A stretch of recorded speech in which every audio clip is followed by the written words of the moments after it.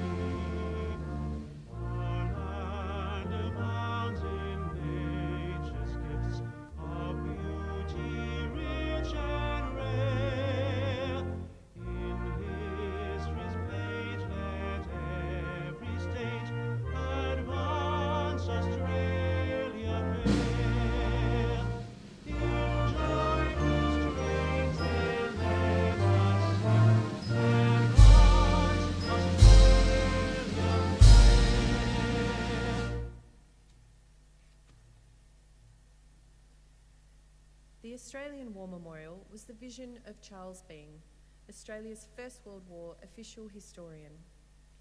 Bean landed with the Australian troops on Gallipoli and stayed with them at the front through to the end of the war. The idea of this national memorial and museum came to him at Pozières, France, in the depths of the bloody fighting of 1916. Bean's idea was that this would be a place where families and friends could mourn loved ones buried in faraway places. It would also be a place that could help all Australians understand what these men and women had endured and what they had done for us. Bean's vision, to which we remain true, is best expressed as inscribed in the entrance to the memorial's galleries. Here is their spirit in the heart of the land they loved, and here we guard the record which they themselves made. Tonight, we will read the story behind just one of those on the Roll of Honour, which lists the names of more than 102,000 men and women who have given their lives for us in war and on operations for more than a century. But first, we present a lament, Flowers of the Forest. Wreaths or floral tributes will now be laid at the base of the Pool of Reflection.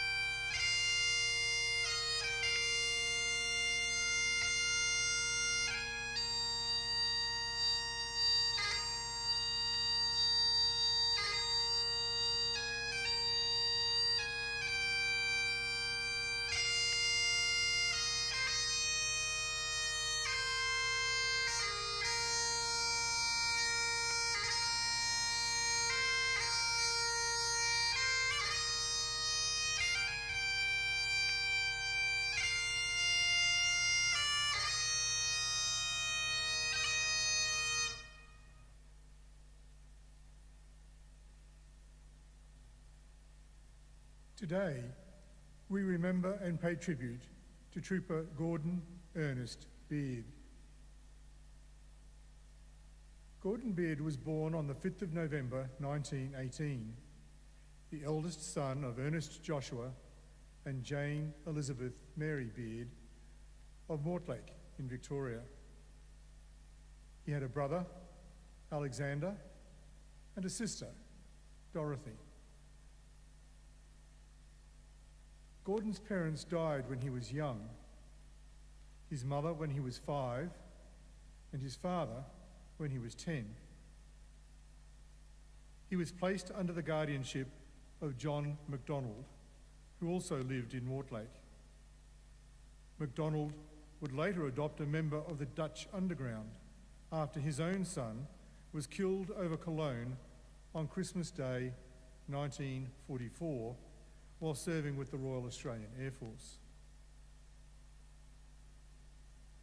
Gordon Beard worked in the area as a farmhand and served for 2 years in a light horse militia unit.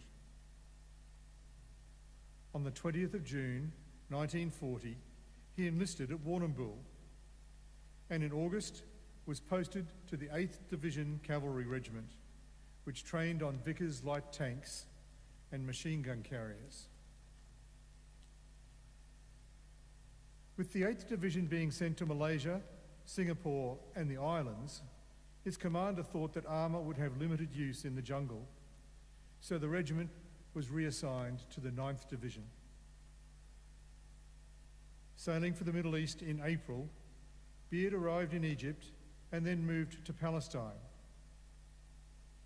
In June, his unit fought as part of the Allied invasion of Syria, using a number of captured French Renault R-35 tanks. As the war in North Africa continued and German armour became stronger, the regiment was equipped with Crusader cruiser tanks, Stuart tanks, and machine gun carriers. By July 1942, the German and Italian troops had reached El Alamein. The 9th Division was rushed to the area and held the northern sector for almost 4 months as the 8th Army was reinforced for a new offensive. Alamein was a great but bloody success for the Allies, and by early November, enemy forces were retreating. But the 9th Division was needed elsewhere. In January 1943, the regiment left Egypt, boarded troop ships for Australia. After a period of leave, Beard regrouped with the rest of the division in April on the Atherton Tablelands in Queensland. In January 1944, the 9th Division Cavalry Regiment became the 2nd 9th Cavalry Commando Regiment, losing its vehicles and becoming the administrative headquarters for other commando squadrons. On the 1st of July 1944, Gordon Beard married Violet Frances Maud Parsons. He was later admonished for being absent without leave from the 3rd to the 7th of July, presumably enjoying an unscheduled honeymoon. In April 1945, Beard sailed with his unit from Townsville as part of the build-up for operations to liberate areas of the Netherlands East Indies and British Borneo. The bulk of the 2nd 11th came ashore at Green Beach on Labuan Island on the 10th of June. Amidst heavy naval and aerial bombardments, the landing met little opposition as the Japanese defenders had withdrawn from the beaches. However, there were some casualties. Trooper Gordon Beard was killed in action on the 11th of June. He was 26 years old. He was buried at the Labuan Cemetery in Borneo under the words, "His duty fearlessly and nobly done, ever remembered." He is listed on the Roll of Honour on my left amongst almost 40,000 Australians who died while serving in the Second World War. A photograph of his headstone is displayed today beside the pool of reflection. This is but one of the many stories of service and sacrifice told here at the Australian War Memorial. We now remember Trooper Gordon Ernest Beard, who gave his life for us, for our freedoms, and in the hope of a better world.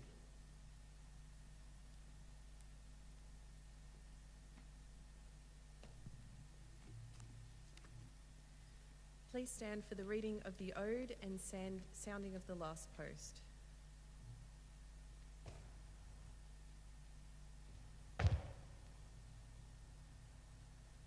They shall grow not old, as we that are left grow old. Age shall not weary them, nor the years condemn. At the going down of the sun, and in the morning, we will remember them.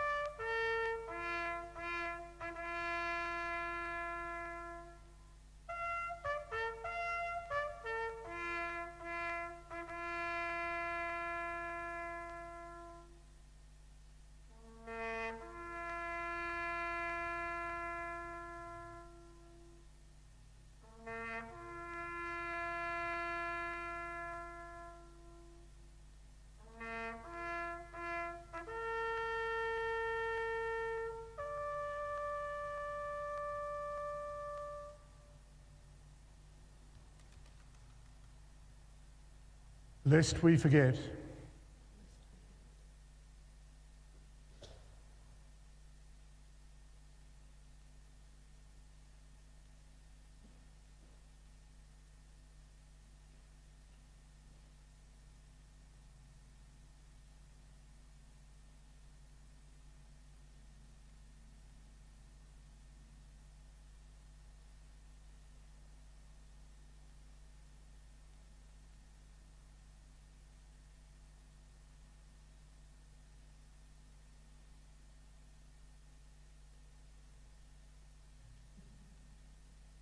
We leave you this evening with the words of the memorial's founder, Charles Bean. Many a man lying out there at Poziere or in the low scrub at Gallipoli with his poor, tired senses barely working through the fever of his brain has thought in his last moments, well, it's over. But in Australia, they will be proud of this. Ladies and gentlemen, girls and boys, that concludes the last post ceremony. We thank you for visiting the Australian War Memorial and wish you all a very good evening.